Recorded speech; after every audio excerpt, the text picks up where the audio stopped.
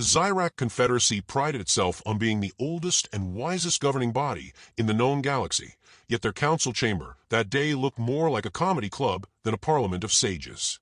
Representatives from 12 star systems were doubled over with laughter, their voices clicking, rumbling, and hissing in a chaotic symphony.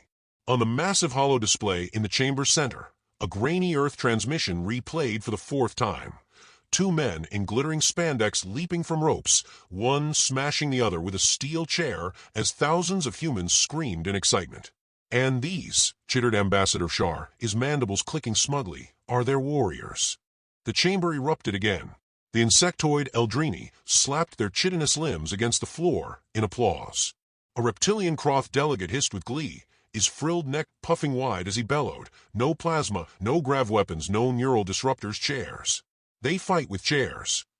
Laughter echoed off marble walls, the galaxy's finest minds united in their conclusion. Humans were a joke. Of course, it wasn't just wrestling. The Zyrak had cataloged thousands of Earth transmissions. Most were ridiculous. Brightly colored men, in capes stopping comically obvious villains. Sitcoms where humans fought over couches and coffee. Soap operas where betrayal seemed to be the only form of currency. From their analysis, Earth was a backwater planet of entertainers and buffoons. "They are noisy, impulsive, and remarkably fragile," said one of the Avatari, her translucent skin glowing faintly under the chamber lights. "Their bones break under minor stress. Their hearts fail by middle age. Their brains are so primitive they amuse themselves by throwing inflated sacks through hoops." A murmur of agreement swept the chamber. Humans were harmless, amusing, not worth fearing. The doors to the chamber groaned as they opened, breaking the smug chorus of agreement. A human delegation stepped inside, flanked by security drones. There were 3 in total: a thin, nervous diplomat with wire-rimmed glasses, a translator AI perched like a parrot on his shoulder, and 1 human soldier. The soldier immediately drew every eye. He stood broad and squared in a crisp dark uniform, his boots polished to a mirror shine. His short-cropped hair was regulation perfect, his jawline carved from stone. A faint scar traced from his temple to his cheek, like a signature left by battle. His eyes, however, were the most unsettling thing in a room. Not frightened like the diplomats, not mechanical like the translators, but sharp and alive, a pair of storm clouds waiting to break. He did not look amused. The translator whirred softly, projecting the human diplomat's thin voice across the chamber. "Representatives of the Zyrak Confederacy, thank you for granting audience to the delegation of Earth." Polite, timid, safe. The aliens leaned back satisfied. But one counselor, emboldened by the earlier laughter, tilted his bulbous head toward the soldier. "This one, he's a combatant, yes? Tell us, human warrior, what does your species know of battle?" The diplomat hesitated, fumbling with his notes, but the soldier answered before the translator could interfere. His voice was gravel dipped in iron, carrying across the chamber with unsettling calm. "Name Sergeant Jack O'Rourke, United States Marine Corps." A faint ripple of sound whispered through the chamber. The alien languages struggled to shape the words, but the weight behind them was unmistakable. O'Rourke stepped forward, rolling his shoulders like a man loosening before a fight. "You want to know about battle? Fine, but I'll tell you something better. I'll tell you about war crimes." The chamber stilled. Mandibles clicked uncertainly. Scaled throats rumbled in confusion. The phrase was foreign, yet heavy with implication. O'Rourke continued, his tone so casual it chilled. "See, a war crime is when you fight so dirty, so nasty, so downright messed up that even killers gotta sit down and write a list of things you're not allowed to do anymore. That's how bad it gets. You gotta make rules against stuff that was actually happening." His words sank like stones into water. The laughter that had filled the room only minutes before curdled into silence. Example.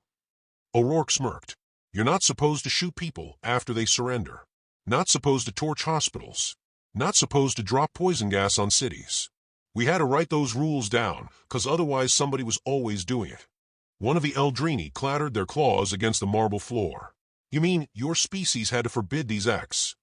O'Rourke's smile widened, but there was no warmth in it. "That's the funny part. We still do sometimes. War's messy. Rules are just ink on paper. But the fact we had to invent the concept of war crimes." He tapped his temple. "That ought to tell you something about the kind of wars we fight." The nervous diplomat looked ready to faint. This wasn't in his script. He tried to interject, but O'Rourke kept going. You folks think humans are harmless because you saw us body slamming each other with chairs on TV. You think we're soft because we like sitcoms and fast food.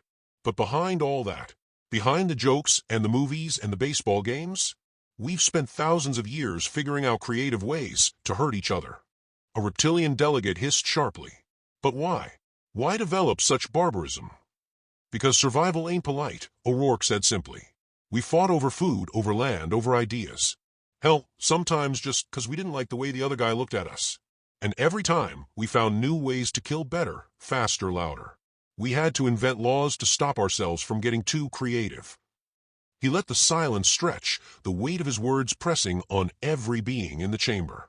Finally, one of the Avatari whispered, her voice trembling like glass. If those are your limits, what came before? O'Rourke's eyes hardened. He didn't answer right away, and that silence was worse than any words. When he finally spoke, his tone was dry, almost amused. Before the limits, we burned cities to the ground. We salted fields so nothing would grow. We stacked skulls into pyramids just to make a point. Before the limits, we didn't stop until the other side was ash. Gasps rattled through the council. One delegate collapsed backward, fainting in his ornate chair. Another muttered something that sounded suspiciously like a prayer. O'Rourke straightened, his boots clicking as he turned away. So go on. Keep laughing at the spandex wrestlers and the sitcoms. Keep thinking we're a joke. But remember, behind every dumb human pastime, there's a species that had to invent rules just to hold itself back. The chamber was deathly quiet. The kind of silence that followed funerals, not comedies. For the first time in centuries, the galaxy's oldest rulers weren't laughing. The silence that followed Sergeant Jack O'Rourke's words lasted far too long for anyone's comfort. The Zyrak counselors, once smug and laughing, now shifted in their seats with the unease of prey, realizing the predator was in the room with them. Their eyes, frills, and mandibles flickered with nervous tics. Even the translator, AI, seemed to hesitate before whispering a clarification into the diplomat's ear, as though afraid to repeat what had been said. Finally, Ambassador Shar cleared his throat, the sound like stones grinding together. Marine O'Rourke, he said slowly, you claim your people restrain themselves with rules? I find this improbable. What weapons do you currently possess, then, if your destructive urges are so severe? O'Rourke leaned back, as if someone had just asked him to name his favorite pizza toppings. Weapons.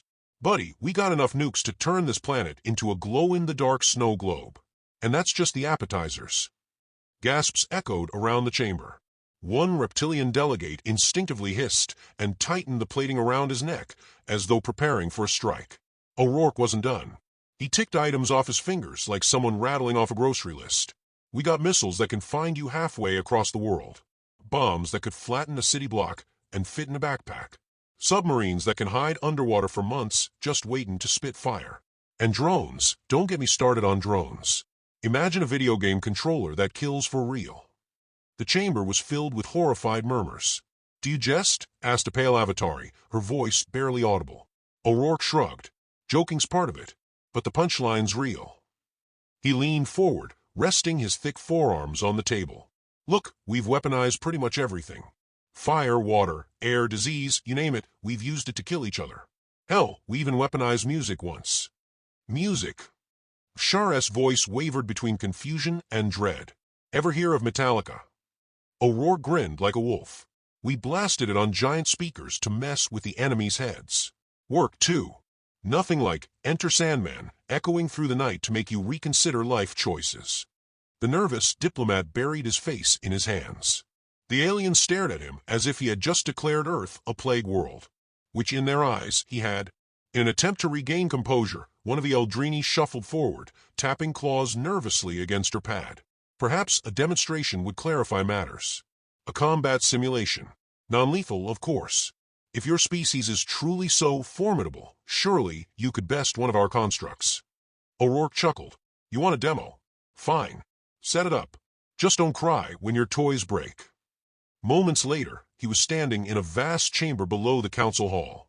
The room shimmered with holographic emitters, projecting a battlefield of shifting sand dunes and mechanical drones armed with energy projectors. The aliens lined the observation deck, confident again. This was their domain, controlled, safe, predictable. The first drone whirred to life and charged. O'Rourke didn't bother drawing the energy baton they'd issued him. He sidestepped neatly, grabbed the drone by its extended cannon, and wrenched it free with a crunch of torn metal. Sparks showered across the sand.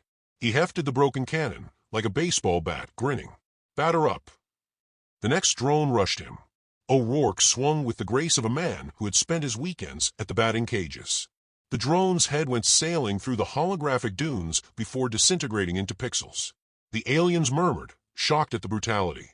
O'Rourke twirled his improvised weapon like a samurai blade. "Not bad. Kinda feels like Little League back home, except less beer." Two more drones attacked from opposite sides, plasma blades flashing. O'Rourke ducked low, rolling through the sand with surprising agility for his bulk. He came up swinging, smashing one drone to scrap, then shoved the broken body into the other until both erupted in a mess of sparks and fire. The crowd of aliens gasped, some clutching their chests, others leaning forward in horrified fascination. A reptilian general whispered, "He is improvising weapons from our weapons." "Welcome to the show," O'Rourke muttered, kicking a severed drone arm across the arena like a football. The simulation, sensing escalation, released the final test construct, a towering war machine 3 times O'Rourke's height, glowing with violet energy. The aliens leaned forward expectantly, convinced no primitive human could triumph over such engineering. O'Rourke wiped sweat from his brow and smirked. "Now we're talking, Doc."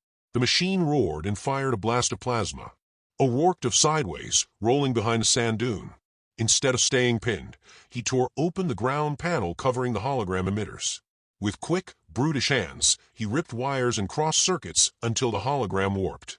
The sky fractured, turning into a glitchy haze of neon. "What is he doing?" one counselor hissed. "Cheating," another whispered in awe.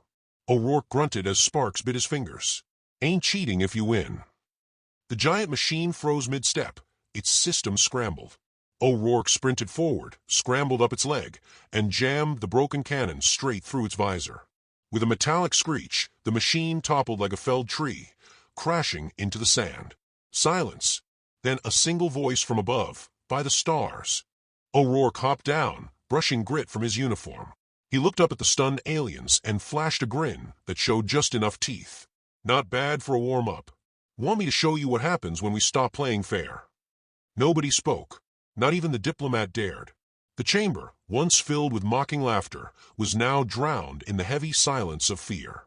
O'Rourke rolled his shoulders, picked up a piece of scrap metal from the ruined drone, and examined it thoughtfully. "You folks ever hear the phrase, 'Necessity is the mother of invention'? That's us. Every time the world tried to kill us, disease, weather, each other, we got creative. War's just survival turned up to 11. He tossed the scrap aside and climbed out of the arena. As he passed the row of aliens, he offered a parting shot, voice low but sharp. "Don't mistake jokes and TV shows for weakness. We laugh, 'cause it's better than screaming. But if you push us into a corner, you'll find out real fast just how inventive we can get." The aliens shrank back as he strode past. The diplomat scrambled after him, whispering frantically, "Jack, you can't threaten the council like that. We're here for diplomacy, not intimidation." O'Rourke didn't break stride. Didn't threaten M. "I just gave M the truth." When the chamber doors closed behind them, the counselors erupted, not in laughter this time, but in panicked debate. Words like containment, preemptive strike, and extinction level buzzed through the air. For the first time in their long history, the Xyrak Confederacy felt the creeping edge of fear. Humanity wasn't harmless. Humanity was a storm dressed in sitcoms and sports jerseys, laughing on the surface, but carrying thunder underneath. And Sergeant Jack O'Rourke had just shown them the first crack of lightning. News traveled faster than any starship. Within days of the demonstration, the Xyrak Confederacy's feeds were saturated with shaky recordings of the human marine dismantling their finest combat constructs. The grainy image of O'Rourke swinging a drone's severed arm like a baseball bat was replayed endlessly, dissected by analysts, condemned by moralists, and whispered about in fearful taverns on distant moons. The captions were worse. "Humans call this a warm-up." The galaxy's amusement at Earth evaporated overnight. Where once humans were seen as comical primitives, they were now discussed in the tones reserved for unstable supernovae and quarantined plague worlds. Across the trade routes and hyperlanes, a single question spread. Had the galaxy made a mistake underestimating Earth? On the diplomatic vessel that carried the human delegation back to neutral space, O'Rourke sprawled in the mess hall, chewing on a protein bar with the casualness of a man who had just given the universe a collective panic attack. The diplomat, Henry Falk, paced in tight circles, his glasses slipping further down his nose with each pass. "You realize," Falk stammered, "that you may have just set back interspecies relations by centuries." "Centuries, Jack. We were supposed to be building bridges, not burning them." O'Rourke took another bite and chewed thoughtfully. If the bridge collapses after one Marine does push-ups on it, maybe it wasn't much of a bridge to begin with. Falk froze mid-pace. "Do you even understand the gravity of what you've done?" "Sure," O'Rourke said, smirking. "I made them think twice. Better they fear us than laugh at us. You know what happens to clowns in a galaxy like this? They get eaten." Falk groaned and collapsed into a chair. "God help us." But God, apparently, had a sense of humor, because by the time they reached orbit of a Zyrak station for refueling, the galaxy had already started its spiral. The Kroll Empire, proud and reptilian, were the first to seize the opportunity. For centuries, they had bristled under Zyrak dominance, dreaming of excuses to strike. Now, with whispers of humanity's monstrous creativity spreading like wildfire, the Kroll Council decided on a test: provoke Earth, measure its true capabilities, and if the humans faltered, use it as proof the Zyrak had exaggerated. And so a fleet arrived above Earth, 6 gleaming warships, bristling with plasma turrets and shield arrays. They slipped into orbit, blocking satellites and jamming communications. Their arrival was disguised under the pretense of observation, but no one aboard Earth's stations doubted their intent. Back on the refueling station, alarms blared. Falk nearly fainted when the transmission came through. O'Rourke, by contrast, leaned against the console and cracked his knuckles like a man about to settle a bar fight. "Well," he drawled, "looks like someone wants to see what happens when we stop playing fair." The Zyrak Council convened in emergency session, voices rising in panic. "If the humans retaliate," hissed one delegate, "they may unleash horrors even their own laws forbid." Another countered, "If they do not, the Kroll will seize Earth and use it as a forward base. Either way, disaster." None of them considered calling the humans weak. That assumption had died the moment O'Rourke tore apart their simulation. On Earth, governments scrambled. Debates raged between restraint and aggression, but O'Rourke had no patience for politics. He was placed on a secure channel with the Pentagon, where a general with a voice like gravel asked, "Sergeant, you're closest to the situation. Your assessment?" O'Rourke didn't hesitate. "Sir, the Kroll don't respect words. They respect blood and fire. If we roll over, we're done. If we fight smart, we can send them packing." "Smart how?" the general asked. O'Rourke's grin widened. "By fighting like humans." The plan he laid out was equal parts madness and genius, the kind of improvisation no alien strategist would ever predict. Civilian fishing trawlers were outfitted with hidden missile racks. Old space shuttles, long retired and sitting in museums, were dragged out and retrofitted with scavenged tech. Outdated computer viruses, relics from the 1990s, were weaponized into code that could cripple advanced Kroll targeting systems. "We'll use Windows 95 as a weapon?" Falk asked in disbelief when he overheard the plan. "Damn right," O'Rourke said. "They'll never see it coming. Nobody survived Windows 95 without pain." Within 48 hours, the Kroll fleet descended lower, ready to intimidate Earth into surrender. What they got instead was chaos orchestrated by a grinning Marine. The first Kroll warship reported sensor anomalies, phantoms rising from the oceans. In reality, those were trawlers, their radar signatures disguised until the last moment. They fired a volley of repurposed missiles that slammed into the warship's shields, overloading systems calibrated for plasma, not old-fashioned explosives. The second ship tried to retaliate, only for its targeting systems to crash in a haze of pop-up windows and error messages. Fatal exception error 0x000000D3 blinked across their consoles while an ancient MIDI file of "Never Gonna Give You Up" blasted through the comms. The ship's commander, utterly unprepared for Rick Astley, screamed in confusion. O'Rourke watched the chaos unfold from the station's command deck, his arms crossed. "Told ya. Psychological warfare." The third ship descended toward Florida, only to find itself intercepted by a shuttle cobbled together from museum parts and duct tape. It shouldn't have flown, much less fought, but O'Rourke had rallied engineers and grease-stained mechanics who made it happen through sheer audacity. The shuttle rammed the Kroll's flank, ejecting an electromagnetic pulse generator that fried its systems. The sight of a retired NASA relic crippling a state-of-the-art warship would be played on repeat for decades.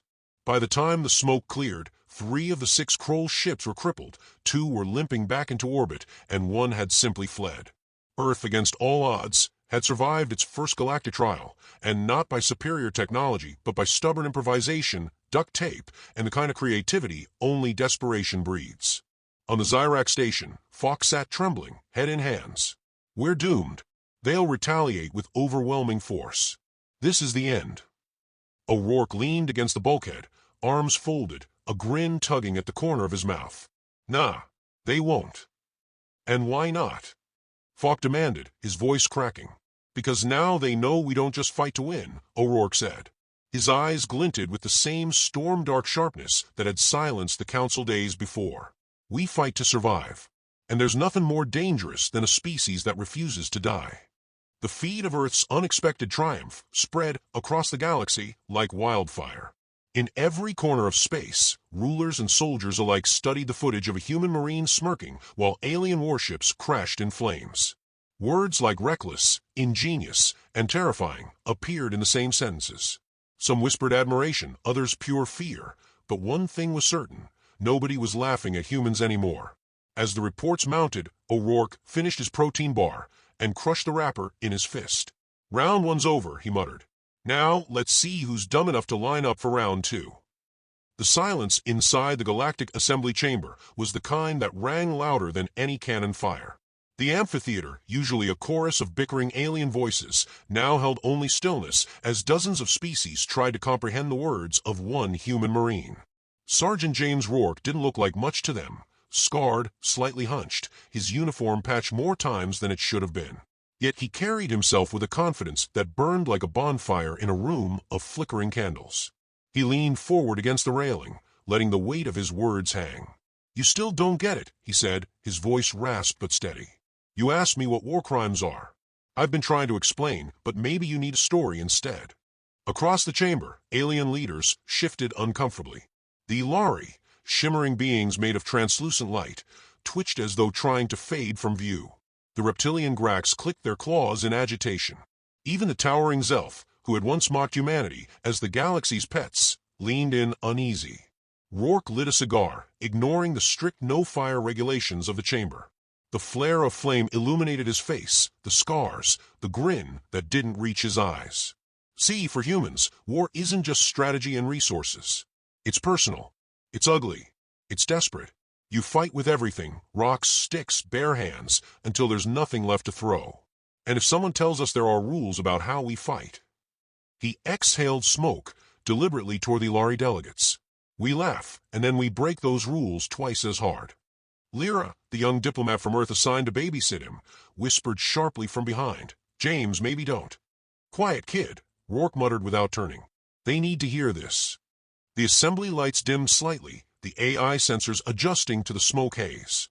Dozens of alien eyes, hundreds of colors and shapes, focused only on him. He took his time before continuing, because humans understood the power of timing. Back on Earth, Rourke said, we had something called the Geneva Conventions. Rules to keep us civilized. No chemical weapons, no torture, no targeting civilians. But you know what? Every single one of those rules got broken by somebody, somewhere, sometime. And every time, the war kept going. Because that's who we are. We don't stop until it's finished. He paused, then tapped his temple. The idea that we could codify mercy in war, it was cute. But war doesn't care about rules. And neither do we when it comes down to survival. A ripple went through the chamber. The alien delegates, who had once considered humans little more than entertaining curiosities, were realizing just how far they had underestimated them. Zelf Commander Kravok rose, his armored frame glinting under the artificial starlight. His voice boomed. You dare threaten the assembly with these barbaric tales? Humanity cannot hope to stand against the full might of the Galactic Alliance. Rourke's smile widened. Not threatening, just explaining. You folks thought we were harmless because we haven't been in your wars. You saw our movies, our music, our sitcoms, thought we were soft. But let me put it this way. If you corner Earth, you're going to see things you wish you hadn't. You'll see why we invented words like scorched earth. Why we have entire categories called crimes against humanity. Why our history is one long highlight reel of mistakes we swore never to repeat, but somehow always do. He stubbed the cigar out on the metal railing with deliberate disrespect. And if you think unleashing us is a good idea, just remember Hiroshima. Remember Dresden. Hell, remember napalm. And those were just warm-ups when we were fighting ourselves. Gasps echoed through the chamber as delegates whispered translations across comlinks. The younger species, the ones who still believed war was a noble, almost ceremonial affair, looked horrified. The older ones, the empires that had long held dominance, looked something far more dangerous, afraid. Lyra finally stepped forward, trying to smooth things over, her voice steady but strained. What Sergeant Rourke is saying poorly is that humanity values peace. But if you force us into war, if you leave us no choice, she glanced at him, then back at the assembly. We don't fight clean. We fight to win. Rourke gave her a brief nod, impressed. She was learning fast. Then the chamber doors slammed open. A junior officer of the Grax stormed in, clutching a data pad. Council members. Reports from a front. Human ships have engaged the border blockade at Kalshar. Casualties among our fleets are significant. His clawed hands trembled. They're using tactics we've never seen. Irregular, unpredictable, savage. Every gaze turned back to Rourke. He simply shrugged, as if to say told you so. Commander Kravok's scaled jaw clenched. This is impossible. You don't have the numbers. You don't have the ships. Rourke leaned closer, voice dropping to a near growl. We don't need numbers. We've got imagination. Ever hear of guerrilla warfare? Suicide runs? Psychological ops? Your fleets are built for order. We thrive in chaos. And now you're about to learn why we invented the phrase war of attrition. The chamber descended into uproar. Some demanded immediate sanctions. Others cried for surrender before things escalated further. A few, the wisest, remained silent, calculating, because they had just realized humanity's true weapon wasn't firepower or numbers or technology. It was sheer, relentless refusal to lose. Through the chaos, Lyra watched Rourke with a mixture of awe and dread. He wasn't bluffing. He was deadly serious. And the galaxy, for the first time, understood it too. When the assembly speaker finally restored order, the chamber was no longer filled with smug superiority. It was filled with fear. Fear of a species they had mocked, patronized, underestimated. Fear of Earth. Rourke adjusted his rifle strap, turned toward the exit, and muttered just loud enough for the translators to catch it. Welcome to humanity's war crimes seminar. Class dismissed. And as he walked out of the chamber with Lyra trailing behind, the galaxy understood something chilling. Humans hadn't even started fighting seriously yet.